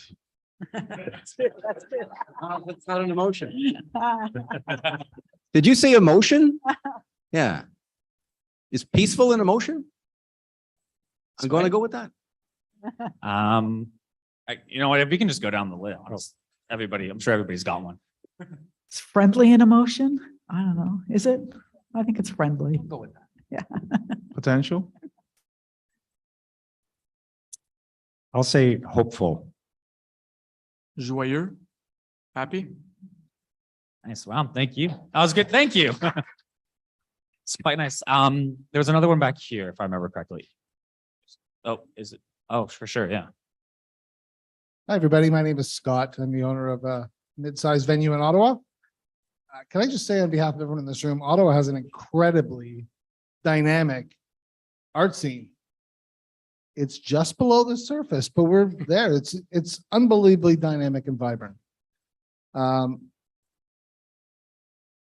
know, artists, I think, in Ottawa need to be made way more visible, whether that's through media or, you know, the city playing their music during, you know, hold music, whatever it might be. One of the challenges that we have in Ottawa right now is our downtown core is on its final breath, last legs, however you want to call it. You know, I want to ask a two-parter. How do you see the arts community contributing to the revitalization of downtown? And I specifically like some of the ideas I've heard about Spark Street playing a role in that. You know, the conversion of a one-year lease for an art pop-up studio could create what's the equivalent of Frenchman Street in New Orleans, the 2 or 3 or 5 block street lined with music venues and art studios and, you know, cool Ottawa institutions like a well-known donut bakery shop or, you know, the local hamburger maven. So I'd love to hear some specific concrete ideas that any of the candidates may have to revitalize downtown and specifically Spark Street. The second part is, you know, one of the infrastructure that we're missing in Ottawa right now is a 1,000 to 2,000 seat venue. So it's not uncommon for artists to start at a 40-seater, then move to a 100-seater, a 500-seater, and Blues Fest, or go to Toronto or flee the city. So part of the infrastructure we're missing is that fairly large to medium-sized venue. How are we going to fix that? Thank you. Thank you. There's a two-parter there. You can answer one of them, both of them, whatever. Noor, you got your hand up. I believe we've got an opportunity here in Ottawa. We can repurpose some buildings that are very large, for instance, in order to become big venues for. I'm thinking of just one of them, the old High School of Commerce, for instance. It's got a huge venue there that would with more than 1,000, and repurposing that would be an option. Other options that we can look at is repurposing buildings in downtown that are left or abandoned. I can think of Artscape in Toronto. I mean, the artist community has transformed that completely into the best artistic scenes and venue that could be used by the artists. And we could use the same thing in Ottawa. But the most important thing is to involve the arts community, because when the community is involved, everybody wins.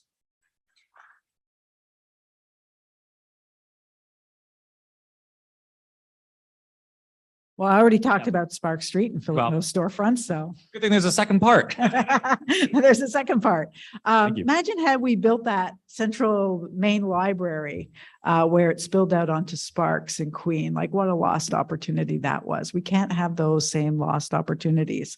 You know what? Closing down streets, making them fun. We see that it works in other cities, but we have to invest in them. It's not just like, you know, cement barricades and in you go when you know, get hot and you can't, you know, we can do fun things. We can do fun things in this city. We need people. People are key. I'll just very quickly say it's always been my hope that somewhere we would have a carousel in this city. So maybe it's the carousel. Carousel on Wellington. That's my. Otto, you can go. You had your hand up. Well, it was more of a process thing in terms of the Downtown Revitalization Committee formed by Minister Naqvi. I think that they can and should play a very central role. They've got deep pockets, so we are the capital.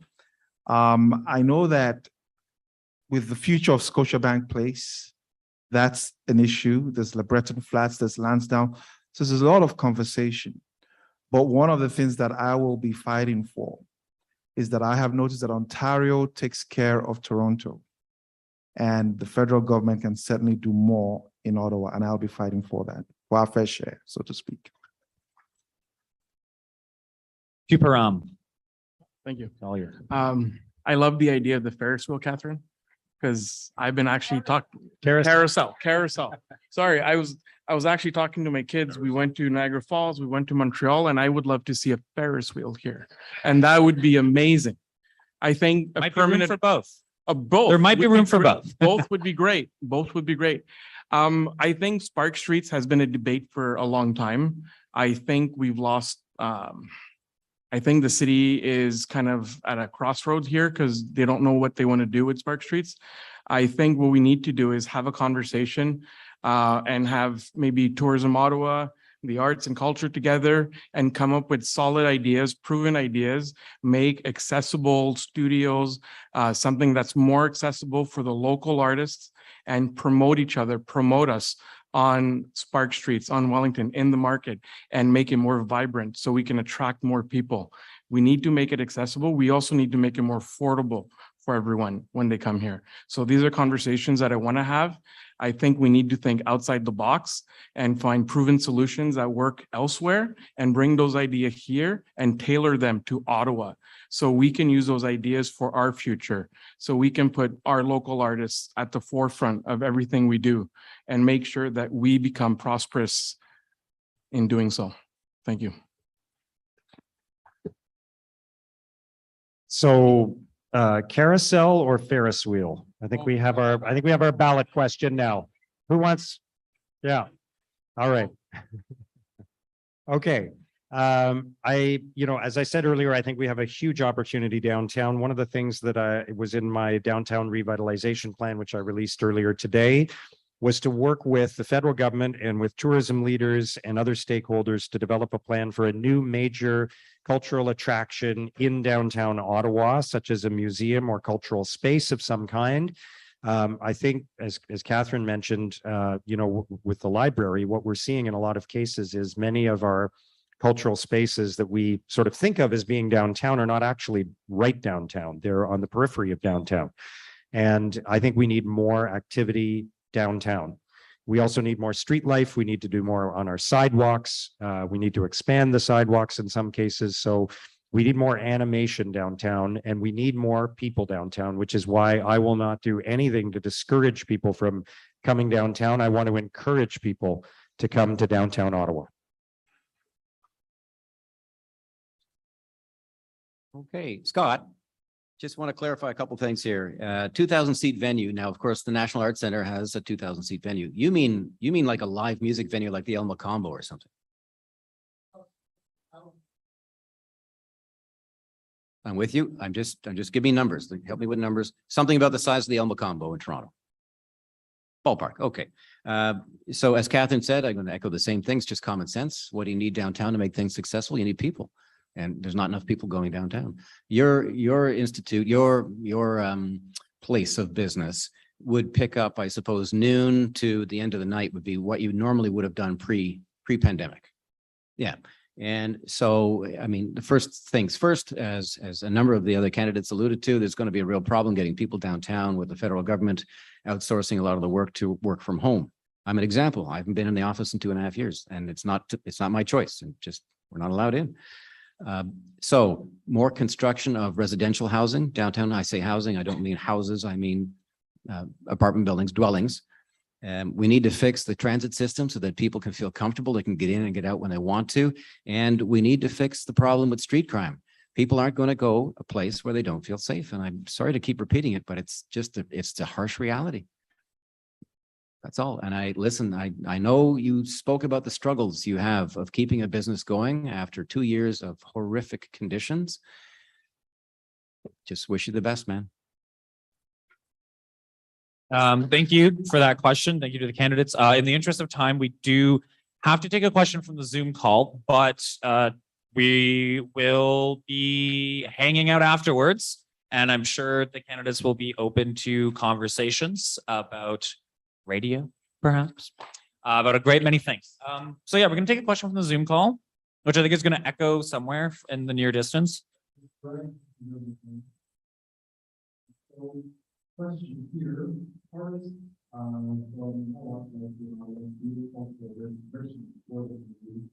gaining greater access to affordable studio space and public spaces to display or perform their works. How can City Hall help with this? So many buildings are put down for different construction projects.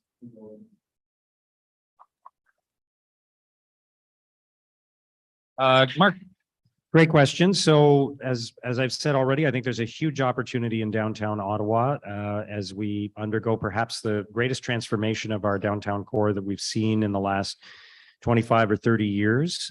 We need more people living downtown. We need more people coming downtown. And I think there's a big opportunity for the city to work with the owners of buildings downtown, including the federal government, to create more space for artists.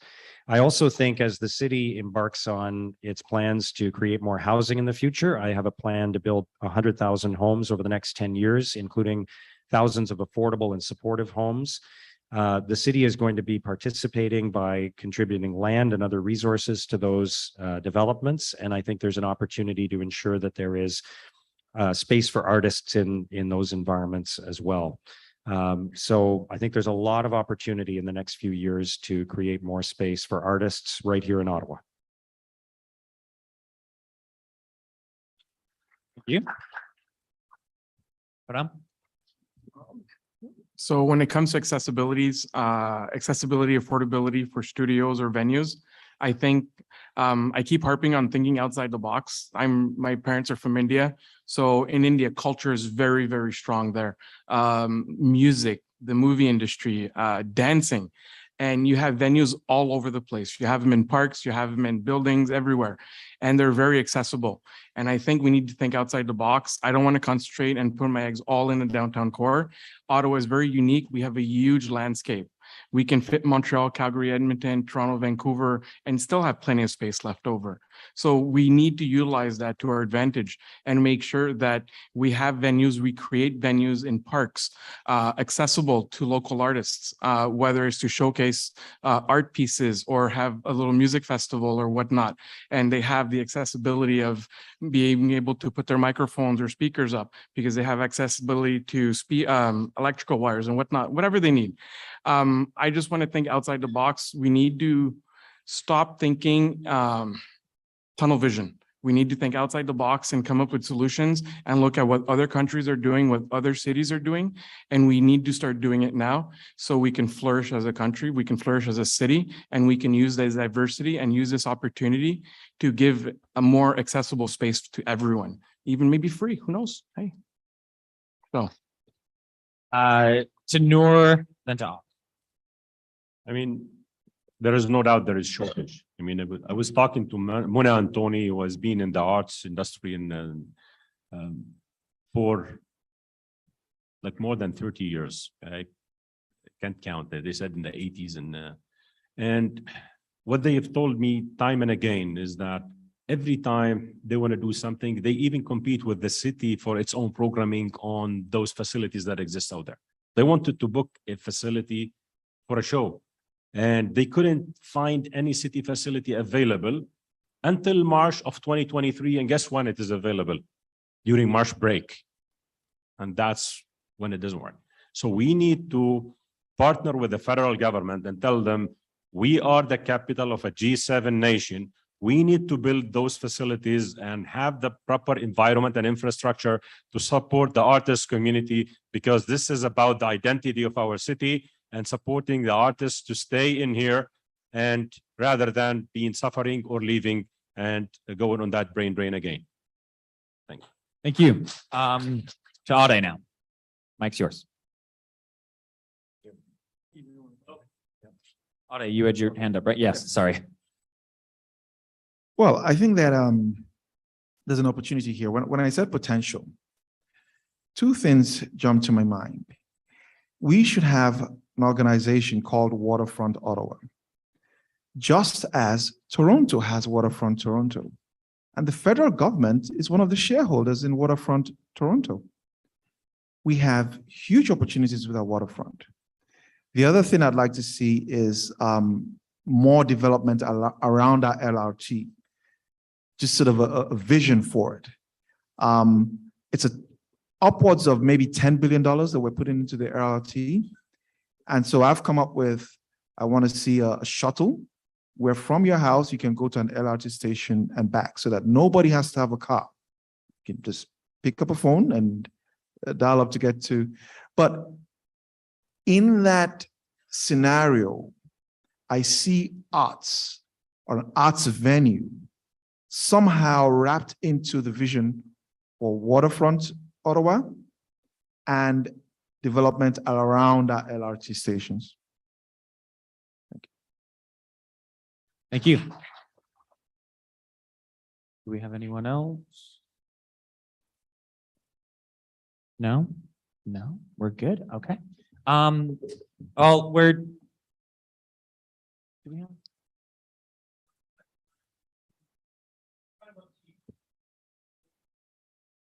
I mean, we could do one more question if people want one more question, but everybody is fighting for it. Actually, you were in the original bunch of people who didn't get their question. So I feel like for fairness. Sorry, can I just interject? Can I make one suggestion? Do you mind grabbing all the questions and then synthesizing it and sending it back to us?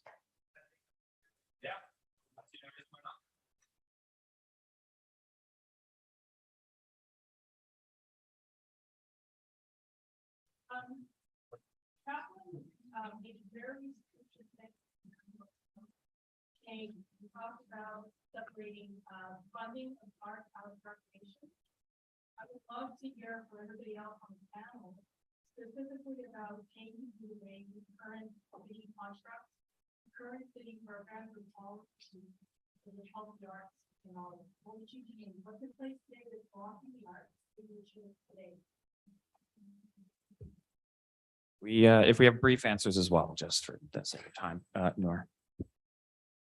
I think we're the capital city and the federal government should play a big role. There is complete disintegration between what the feds do and what the city does.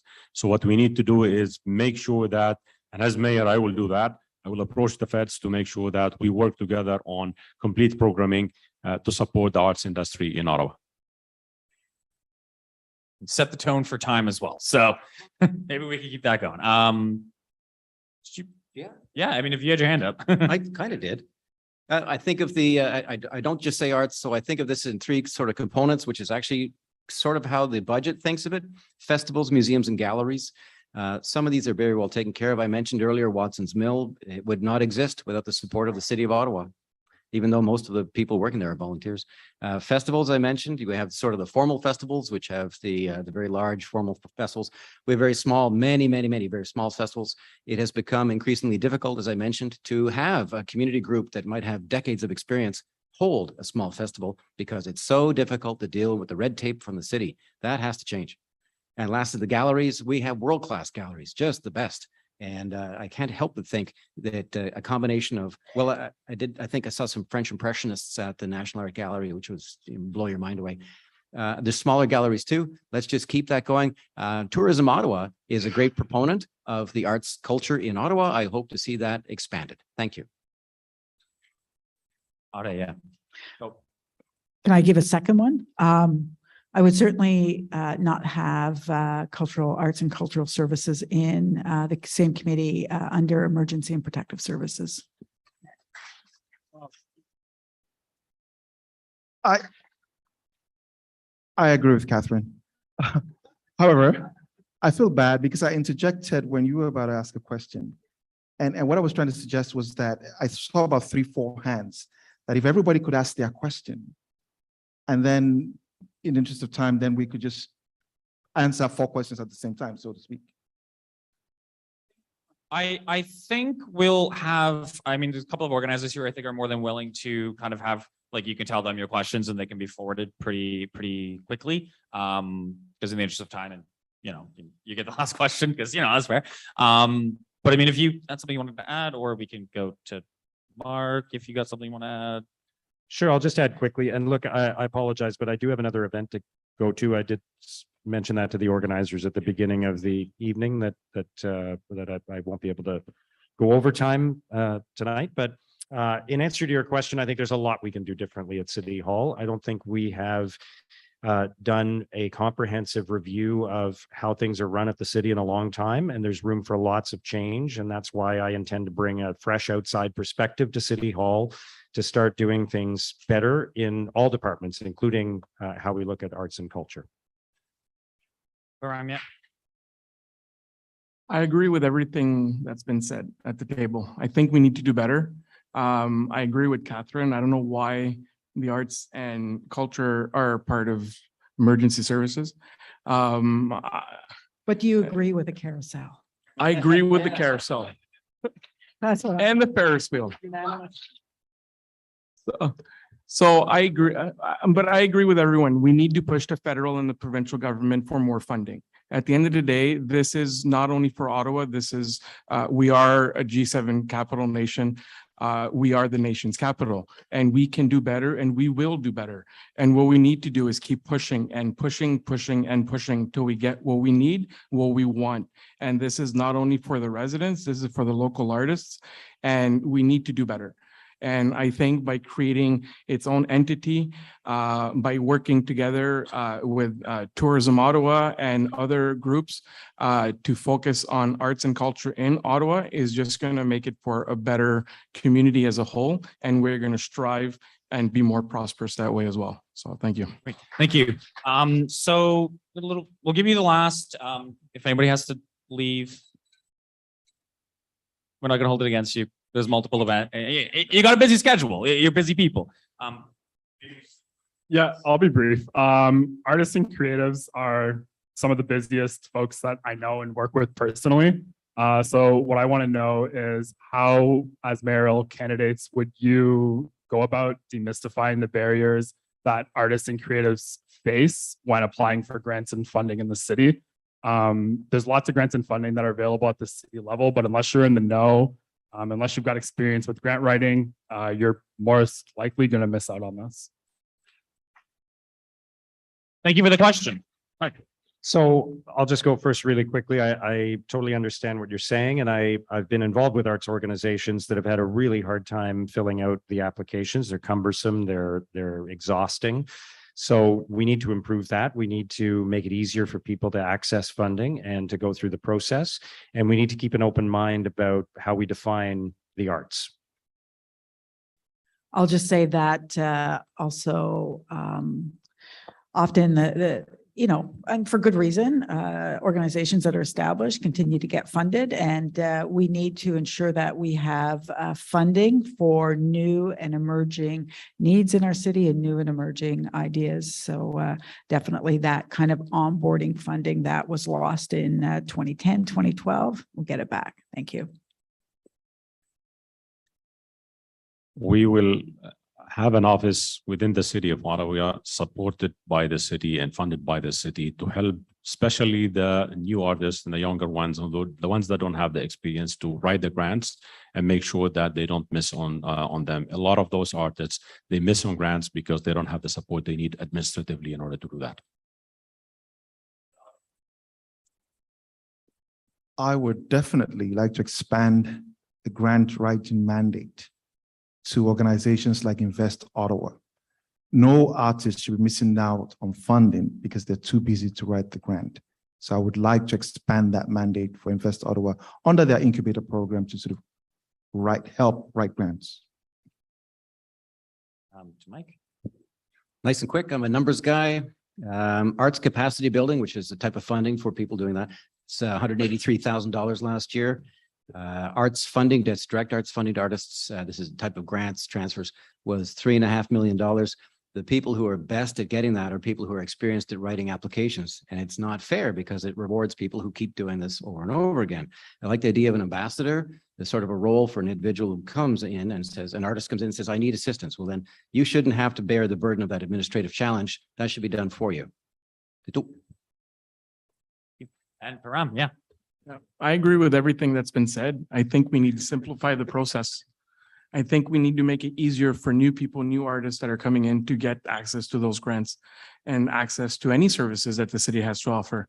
And I think we also need to create that separation of, you know, the entities that have been here for a long time versus the new entities that are coming into this industry, to facilitate them to enter that realm of, you know, money and grants. So it can be easier for you to produce your music, to produce your art, and you don't have to pas la casse à la tête avec ça, you know? So for me, it's about making it easy. It's about making an office that will put you first and make sure that you are on the right track and you are filling out the right documents. And if something does happen, that you're not penalized for it, that you can actually backtrack and say, I'm sorry, here's a correction and here you go. So we need to make sure that everything is in place.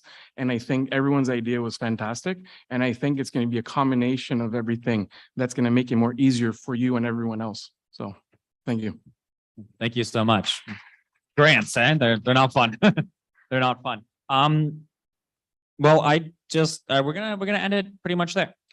So I do want to thank you all for coming. Before you run off into the world of the vibrant downtown that we're in, some of you didn't get your questions answered, and we apologize for that. You only have so much time in the world, but we do have people who are more than willing to take your questions. We're going to compile a document as was suggested. We can send it off to every candidate. And if they want to answer questions when they have a little bit more time, when you have a bit more time. So yeah, and we say goodbye.